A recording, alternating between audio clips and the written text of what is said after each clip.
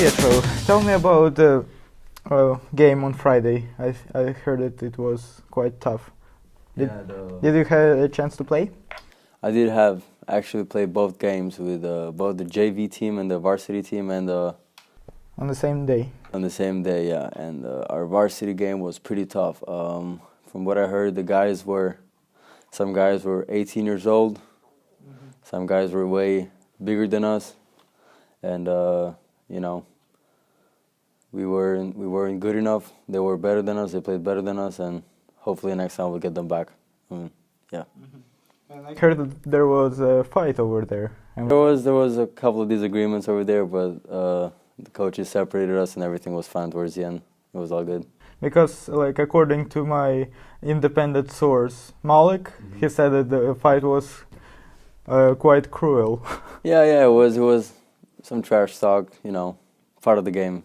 Both teams wanted to win, and that's what happens when two competitive teams go against each other.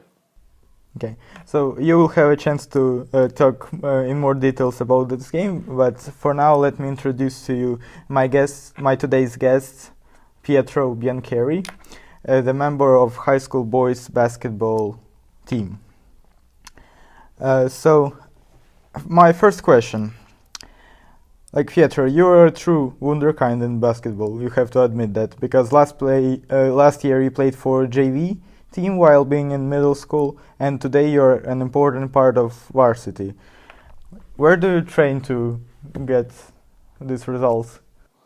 I just every time in the weekend when I have some free time, I just take an Uber and go to school and just put some shots up and that's working out. And as I understand, you started it like back in middle school. Yeah. So it wasn't some like professional clubs, teams, nothing like that. Just me going to the gym and putting some shots up. That's awesome. And how does it actually feel to be the youngest member of the team? Does it create any pressure, or it helps you in some way? It does create kind of a bit of pressure because you have pressure for both the coaches and my teammates. So every time I don't have a lot of playing time, but every time I'm on the court, I have to give my best, and I don't want to upset myself. I don't want to upset the coaches, and I don't want to upset the other players. So there is every time this kind of small pressure, but it's part of the game. Yeah. And for how long are you planning to study here in Kyiv? According to my family, I'm gonna stay here next year, and then the year after I finish my sophomore year, I'll be heading to another country.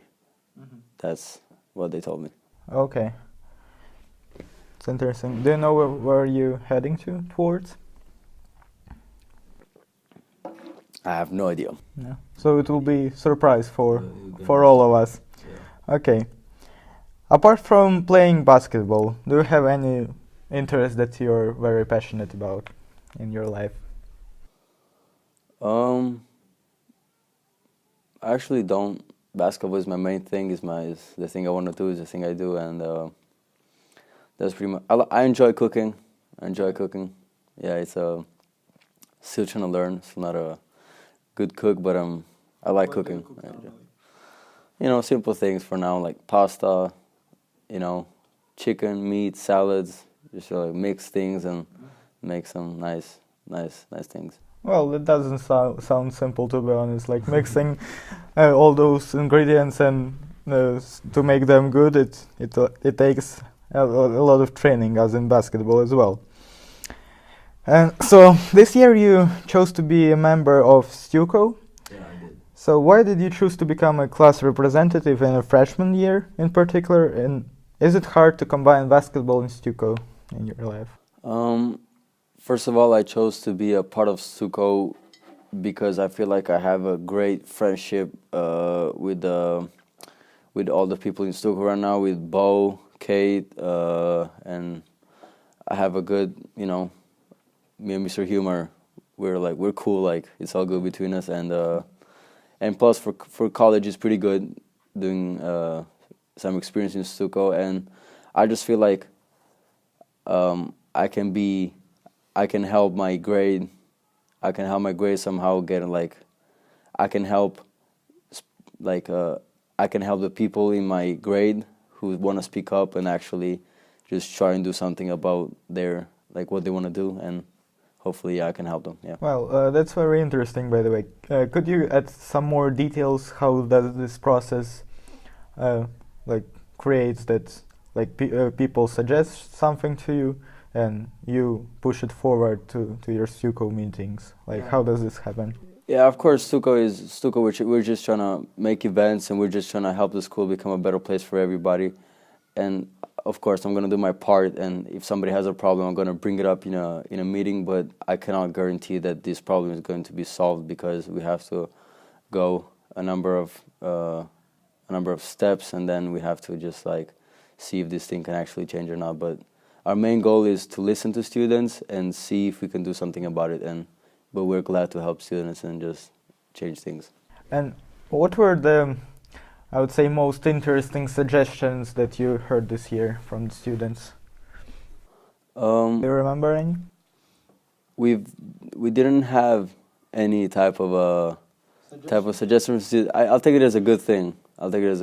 But because I take it as that our events and the things we do are good, especially our bake sales. We bring a lot of good food there, and my grade likes it. So a couple of positive suggestions, and yeah, that's good. So let me just ask you a last question about Stuco, so we just forget this topic during this interview. Like, it seems like you're a representative of a freshman year, secondary one, and it seems like this is a very beginning in your journey in Stuco and in your high school. What specific role do you have in those meetings when you gather together as a Stuco? As a class representative, my main goal is to just speak up for my grade, and if there are any, as I said before, if there are any people who in my grade who they want something to happen, my goal is to reach the president and the vice president, let everybody know that there's an issue or something we can be better, and that's what I have to do. Yeah. From what I saw on the basketball court, your main advantages are speed and technique. And are you planning to continue making accents and improving like those two aspects, like speed and technique, or you want to become like, more powerful, like bigger and more? Yeah, of course, being stronger and taller helps me. It's gonna help me, but I feel like I'm gonna grow a bit more, and by the time I'll get stronger. And but yeah, of course, if speed and technique are my strong attributes, I'm gonna keep on using them and work on them. And so yeah.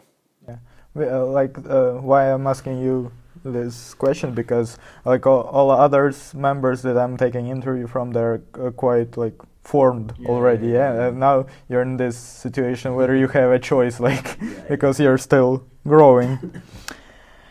Okay.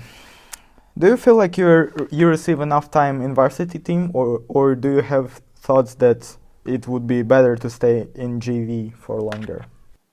I feel like I get the right amount of playing time. I feel like I feel like I should not get more playing time, because I'm a freshman, and there are more players that, like, more people have to play instead of me. But yeah, it doesn't matter how much I play, but every time I go in the court, I have to give my best and just show that I can play. And hopefully in the next years, the coaches will give me more playing time. Yeah.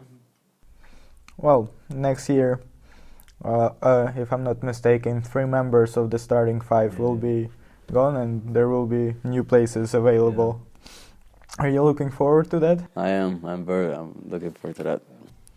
And I also had a question about your sight. Are you playing in glasses or in lenses? Actually, they're not playing glasses or lenses. I don't. I see pretty well. Yeah. You don't have I have no eyesight issues when I play.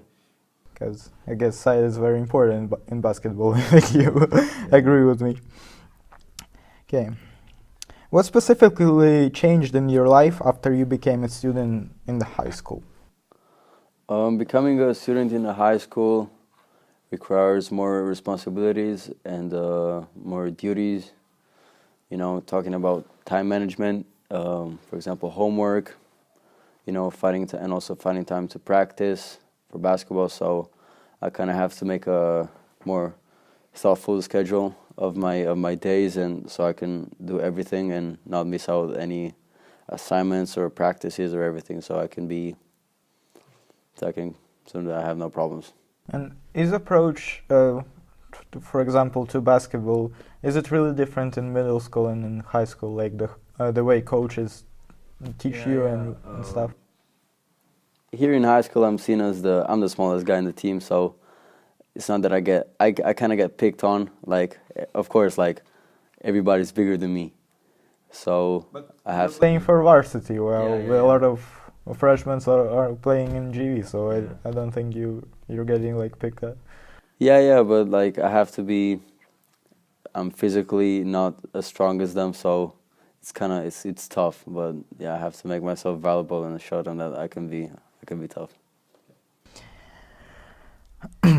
Okay, so and here's the question about yesterday's event, like your brother's story on Instagram, like when he did this shocking reveal. Have you saw it? I saw that. Yeah, I saw that.